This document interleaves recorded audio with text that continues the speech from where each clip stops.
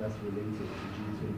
Do we have a figure maybe of just how many arrests or how many cases were reported just regarding G20 alone? Thank you. Good morning, Premier and the rest of the leadership. Right in here from Netwerk 24. Premier, my question is around more of a leadership philosophy, if I can frame it like that. I'm sure the morale of the staff is up, the municipalities, I mean, it was a very successful event, like you mentioned yourself. So how do you continue building on that momentum? What are you telling people? What are you saying to them? Listen, it's over now. What are you saying? Let's keep it going, and what's the motivation? Because there's no more G20 now as a motivation. I also saw that you met with the British Premier and also once a train. I saw you gave away a train as well. But just more on that, are they going to invest? What's the numbers and the figures on that? And then for young people, I see the MEC for economic development is here. What industries should they invest in? What are those industries that you are saying, listen, these are the industries that the international community is looking at, and these are the type of businesses we would like to see in Gauteng? And then just one for the provincial commissioner. I know there was talks of a TKTT for Gauteng. Is that still on the cards? Do you think there's a need for that, Commissioner? And then just lastly, just on the ANC in Johannesburg conference, where are we on that? Is that still happening before the end of the year? Thank you. Please give it here at the front. Hi, my name is Naledi Mashishi. I'm from Daily Maverick. I just have one question. Would you be able to give us an idea of like how many temporary jobs were created with G20 weekend, if there were any, and if there are any plans in place to sort of keep some of those jobs? Okay, thank you. Premier, if we can just take those 3 questions. We have 3 other ones as second round. Okay. Let me start with Brighton. I think Tavisokova, the Provincial Commissioner, will respond on the arrest that were specifically related to the G20. We covered them within the period that were identified. Indeed, Brighton, it was a huge success, I must be honest. The nerves were there. It's very difficult to please our president. In some instances, I think you've seen him moving flower pots himself, and because he said to us, these are my peers that go an extra mile when we visit their country. I don't want to drop the ball, and also I don't want to break the trust that they have. So we're carried by that spirit ourselves, and we extended it to staff, we extended it to the leadership, and the message was that let's not disappoint. But we're also doing it for the continent, because it was for the first time that we're carrying this responsibility, and that this G20 was held in our continent. So with that extra burden, not to disappoint people of this continent as well. So we had that extra burden. So it's job well done, but we said to them we are continuing, because South Africans feel that if we can stop, it will send a very wrong message that we have this visible law enforcement agencies for international guests, not for South Africans. So if we can continue with that, South Africans will appreciate the work that we are doing. And that is why we are now punching numbers with the Provincial Commission, because a lot of overtime, a lot of cars needed, a lot of support needed. So we said to the Provincial Commissioner, we want to continue with the visibility of the police. I mean, the mere fact somebody steals a cell phone in a checker store, within 4 hours we arrest those people using CCTV face recognition. It's a demonstration that we can enforce law enforcement in our province. So we want to continue with that and work around that. So it's not over, to both ourselves and workers. That is why the MEC continues to chair our meeting. He chaired our meeting at 7 o'clock this morning. Even though the meeting must start at 7, she has a tendency of starting the minutes at 5 to 7. I don't know why, but it's a demonstration of commitment to ensure that we need to continue. It was indeed our domain to host the Prime Minister of the United Kingdom, and he specifically requested to see our Gauteng train investment. And they've got huge interest in expanding the support for the parts. You are quite aware that we're expanding Gautrain to other areas in our province. I think we'll make an announcement early next year. And they're keen to work with us during that expansion. But we are also expanding or establishing a new speed train between Gauteng and Limpopo, between Gauteng and KZN. And we're using that to interact with the relevant investors in that space. Well, it was us that called for the establishment of the PKTT in the province. Unfortunately, it's starting to take another shape because our interest was ward councillors, officials of government, politicians, taxi industry or taxi leaders.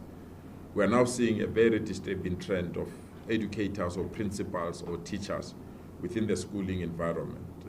So even though the title might be political killings, but to us it's these killings that develop a certain format that we want the provincial commissioner to work on it. We shared exchange notes. He will expatiate on it, but it's an area that we need in our province. There are many cases that are cold that we really believe they should not be cold. We should go and investigate, especially ward councillors. When we are going to local government elections next year, we don't want to see a sudden rise of killings of ward councillors. And a lady on temporary jobs and what Britain said, young people's interest, I'll leave it to MEC Maile. I'm not sure they've already managed to track those statistics, but I'll leave that to MEC Maile. PC, you want to exchange with MEC? Oh.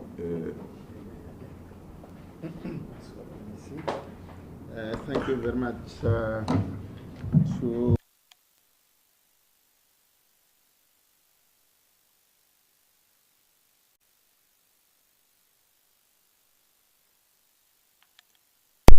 Is echoing this one, MEC. This one.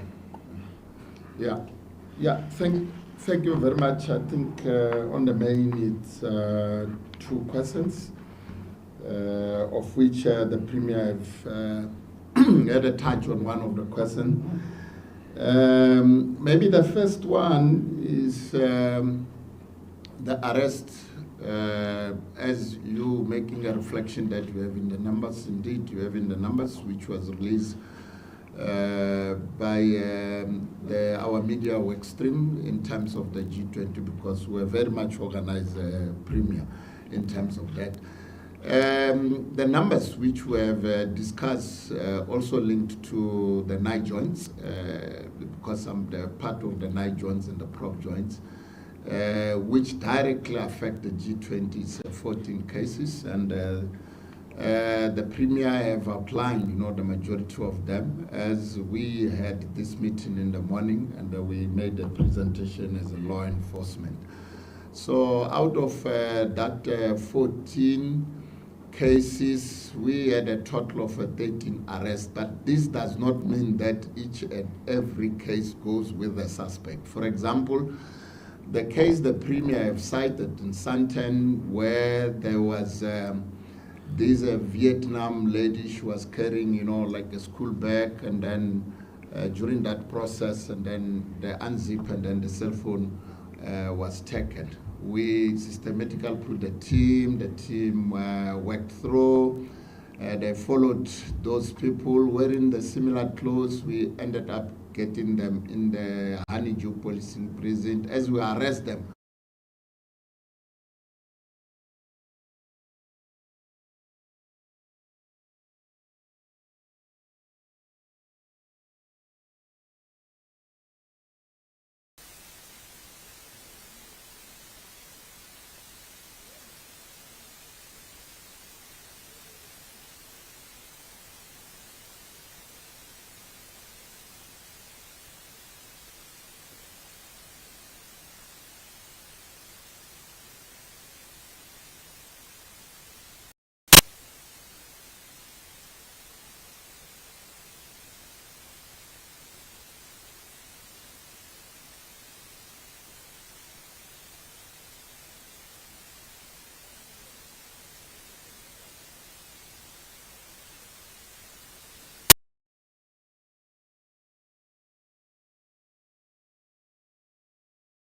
During the course of this G20, what the Premier have outlined. For example, on Thursday, I was personal for Shangela. I was in Hillbrow, Johannesburg, and Saturday I was in Alexander. Though it was raining, I think you have seen some of the clips in terms of that operational activities.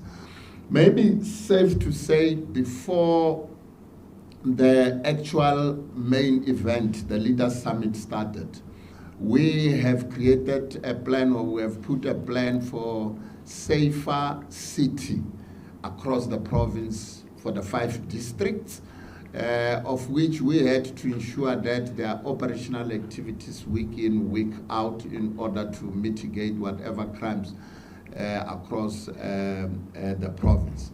But during the G20, we had a clear comprehensive plan derived from the 9 joints in terms of what they conceptualize. We put it into an operational mode. We have covered the road security, which is routes, which was managed by the most senior people from different law enforcement agencies. We had also city security, of which the Premier have indicated the 2 Brazilian pilots, those who were in Sandton, but they were staying in Kempton Park.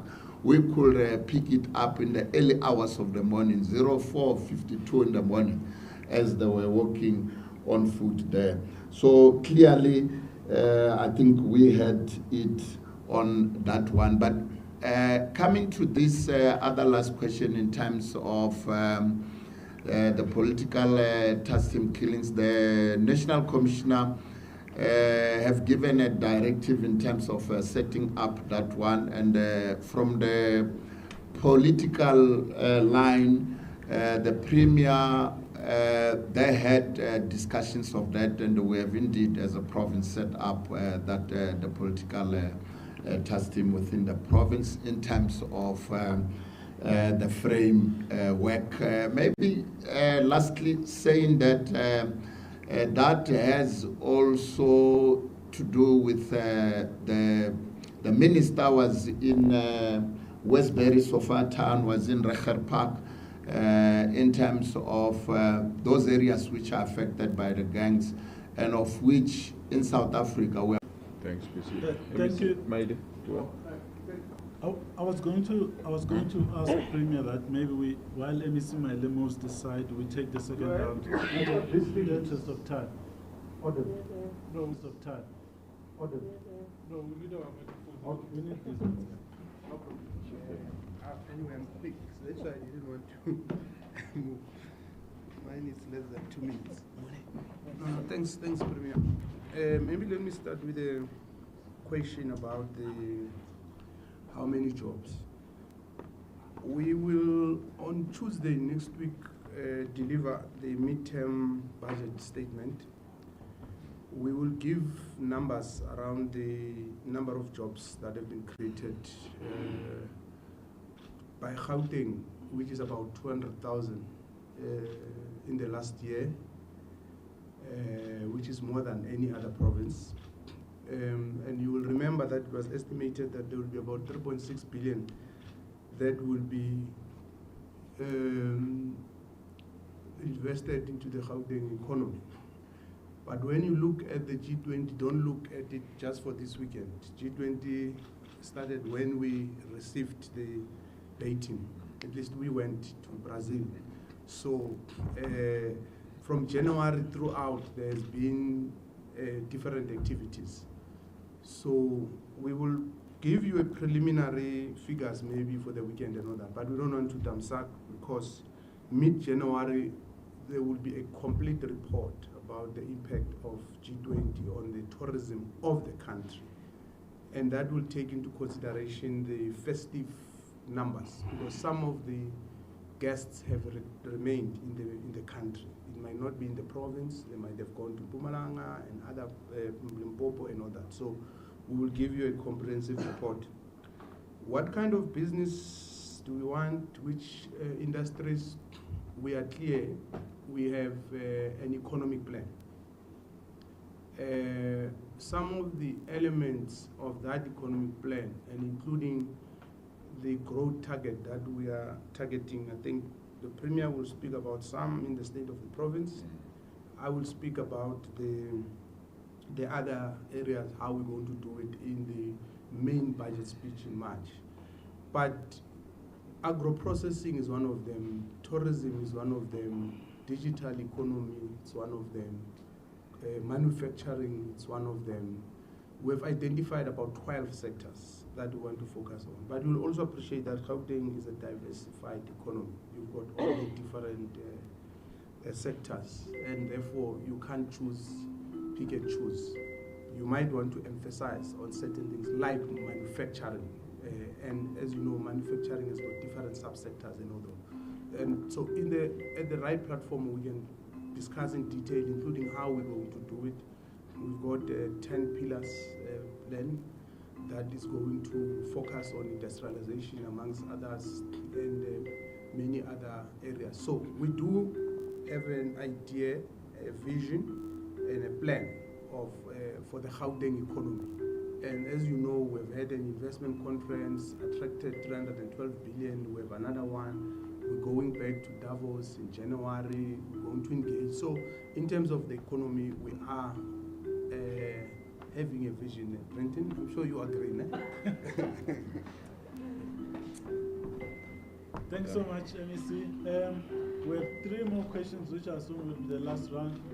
Quickly ask the question and then we'll move the mic to the other side.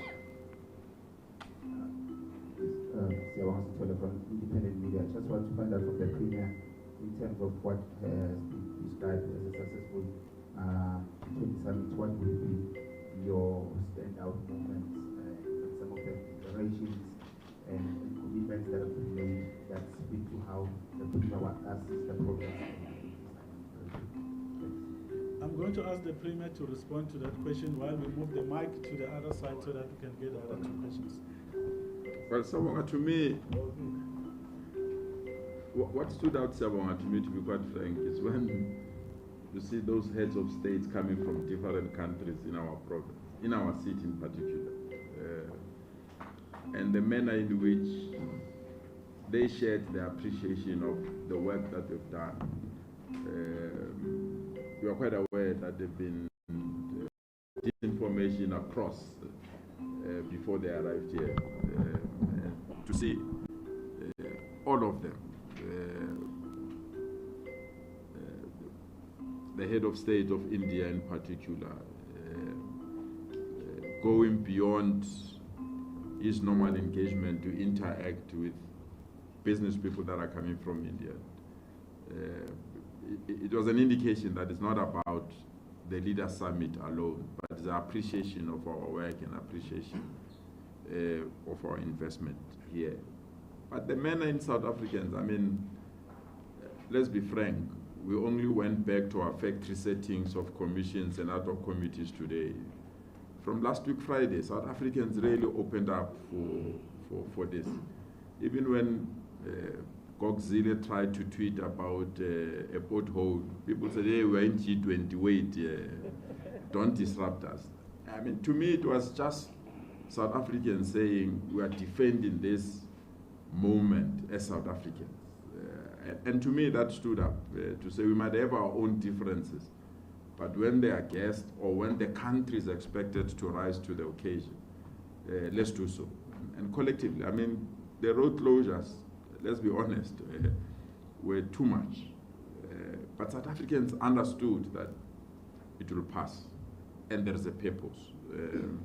And for that, I think I can say those two are events that stood up for me, and that's why even today, our core message is nothing else but to thank South Africans, you know, and those that normally misbehave, let's thank them for behaving the way they've behaved thus far. But we had behind the scenes discussions as well that were unsavory, if I have to say it myself. MEC Mamabule have to leave cabinet to go and sit down with SAMU. And you all know when SAMU want to close the freeways, they close the freeways. So SAMU Tshwane and SAMU Johannesburg wanted to close the freeways on Thursday and Friday. So we have to ask MEC Mamabolo to go. And when he gave them a political lecture, I think they understood that it's not about their demands, about the country. And they retreated. Obviously, the one or two, those that continue with their protest, we can't stop that. Thanks. Thanks, Premier. Let's take the questions on our left. Okay, thank you. Refilo Mekwa, SABC News Radio. So, Premier, among the challenges that you experienced throughout this process, which one was the most difficult to deal with? And the second one and the last one, of course, is how much was spent, or how much did it cost the province in terms of having all these various law enforcement agencies? Thank you. Throughout the summer. Thank you so much, Refile. I mean, the police indicated from their budget alone is almost 17 million, just for overtime, their cars and other things. We are consolidating our figures because we need to add local government. But what we said, and that's the cabinet decision that we took, no additional money will put for G20, because G20 is about the things that we do every day anyway. We must fix potholes. So you can't say we need more money to fix potholes. You've got the budget to fix potholes. So we didn't put additional money as a provincial government. Maybe local government have done so, but I don't think so as well. So we'll consolidate and give you the figures. That excludes the national figures. I think national, because they were responsible for Nazareth, they're also responsible for accommodation and other related matters. So we want to know. Refilo, to be quite frank, what pains me and hurts me, it's a coordinated effort to vandalize our systems. The cable theft and the people that are assigned to destroy infrastructure for cable theft, it's worrying and disturbing. I mean, you put up a traffic light today, tomorrow it's gone, and you have to come again to fix the same traffic light. And sabotage. I mean, at one stage we felt that there is that hand that is at play. I mean, the DG had to be assigned to the airport. I think we had 2 blackouts at OR Tambo. Yeah. 2 blackouts. OR Tambo. That's a port of entry. And if you check the work there, you feel that there are some people that don't want this event to go ahead. I mean, the day before the event, the seat of government, Union Building, was dark with no electricity. The problem that the saboteurs or those that want to vandalize our system didn't know is that we had to pull the experts from all institutions of government to reside in Gauteng for that period, so that the problem can be fixed immediately. We don't have to wait. And I have to thank even the CEO of ESCOM. You know, they've sent their team, Rent Water, they've sent their team. So we have to have the team that can assist us. And the police, I mean, if you can check the number of people they've arrested that's specifically related to vandalism. You can see that some people that are not happy when the country is operating. There are some people who are not happy when systems are functional. They want to paint this picture that this government does not know what it's doing and this government can't run government. So that's the area, I feel, to be quite frank, that worried us during this period. Thanks. Thank you very much. Yeah. Premier, firstly, thank you so much, and I think I'd like to extend our congratulatory message to you and your team for hosting the G20 in the province and the city of Joburg. I want to quote what you said when you said you want to commit that we will continue the work beyond G20. My question, and repeat it to one of my questions, just a simple question: what was preventing the work before G20 leading to we shouldn't attribute all this good work to G20, but what was preventing the work? The cleanliness of Johannesburg, the coordination, law enforcement, and all that. And I think in a conversation I had with the public protector, she was disappointed in a way that she's happy but disappointed at the same time that she sees Joburg being so clean, but she in her own words wanted to see Joburg clean for its residents rather than for international